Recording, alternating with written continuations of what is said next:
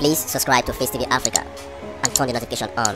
Face TV Africa, ẹ jọ̀ọ́ subscribe, hete. Face TV was Swoby.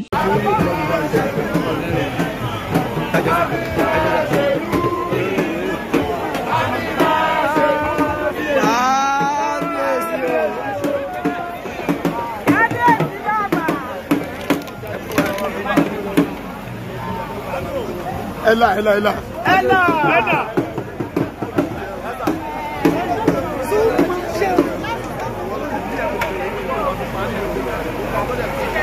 Ọmọ akẹ́rù wà sà.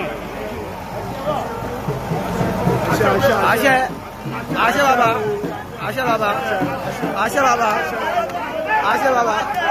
Àṣẹ.